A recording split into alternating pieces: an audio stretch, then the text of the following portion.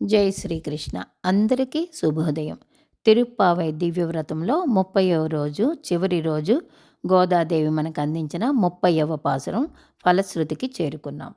వంగక్కడల్ కడైంద మాధవనై కేశవనై திங்கள் திருமுகத்து செய்யளையார் சென்றிரைஞ்சி அங்கப்பறை கொண்டவாற்றை அணிபுதுவை பெங்கமலத் தன் தெரியால் பட்டர் பிரான் கோதை சொன்னா செங்கத்தமிழ் மாலை முப்புதும் தப்பாமே இங்கு இப்பரிசுரைப்பார் ஈரிரண்டு மால்வரைத்தோள் செங்கன் திருமுகத்து செல்வா திருமாலால் ఎంగుం తిరువరల్ పెట్రు ఇంబురువరెంబావాయ్.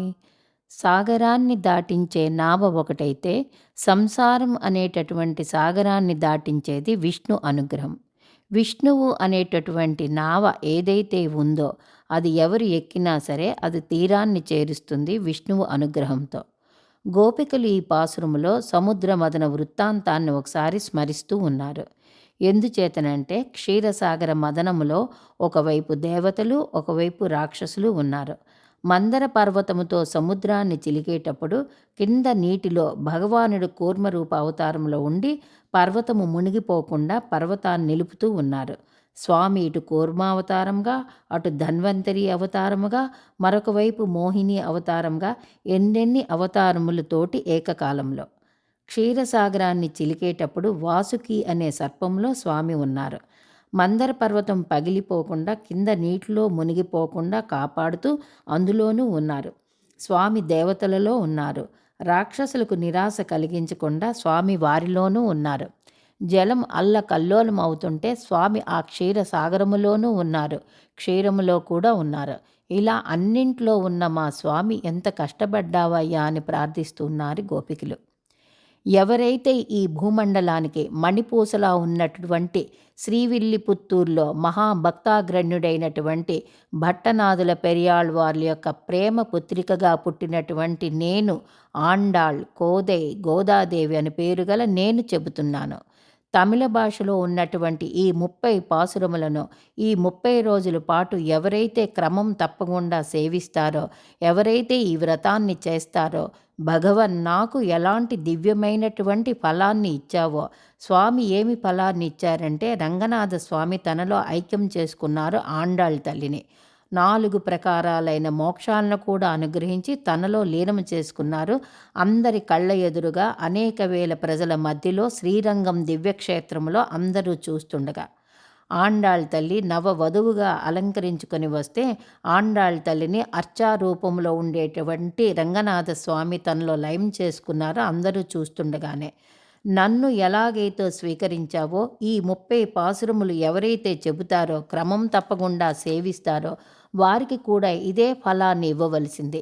30 రోజులు వ్రతము చేయగానే 31వ రోజు ఫలం వస్తుందని కాదు. ఎప్పుడైతే ఏ సమయానికైతే మన ఆయుష్ పూర్తవుతుందో అప్పటి వరకు చల్లటి జీవితాన్ని, భౌతికమైన లౌకికమైన సుఖ సంపదలన్నీ అనుభవిస్తూ ఆనందాన్ని అనుభవించి తిరిగి నీ పద సన్నిధిలో ఐక్యమవ్వాలి.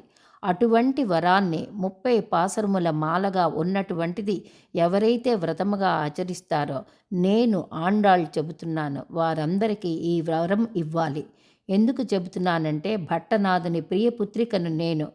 పెరియాళ్వారి యొక్క భక్తికి స్వామి దాసోహుడయ్యారు. అటువంటి ఆయన పుత్రికనైన నేను చెబుతున్నాను. అటువంటి వారికి ఆ ఫలాన్ని ఇవ్వవయ్యా అని అభ్యర్థన కాదు, ఆజ్ఞ జారీ చేస్తుంది ఆండాళ్ తల్లి. ఆండాళ్ తల్లి యొక్క అనుగ్రహం ఎంత గొప్పది అంటే అందరికీ మేలు జరగాలని శాసిస్తుంది స్వామికి. చాలామందికి ఒక చిన్న సందేహం ఉంది. పాసురములు తమిళ భాషలో ఉన్నాయి కదా, మనం తెలుగు వాళ్ళం కనుక తెలుగు చదవచ్చు కదా అని. తమిళ పాసురములు చదవడం వలన ఆండాళ్ తల్లి అనుగ్రహానికి మనం కూడా కారకులవుతాం.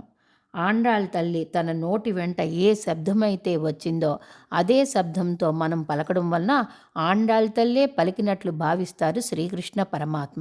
కాబట్టి మనము శ్రమపడి నేర్చుకొని తమిళంలోనే పాసురములు పరమాత్మ దగ్గర విన్నవించుకుందాం.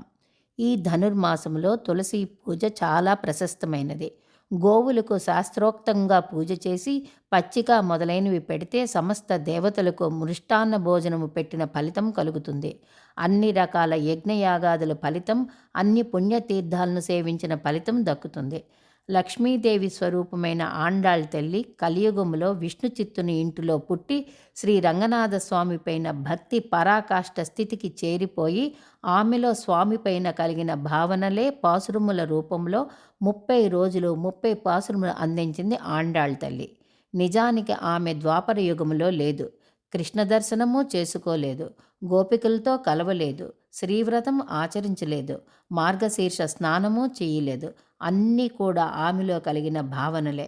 స్వయంగా అనుభవిస్తున్నట్లుగా భక్తి పరాకాష్ఠ స్థితికి చేరుకొని ఈ 30 పాసురములు అందించిన మహాతల్లి ఆండాళ్.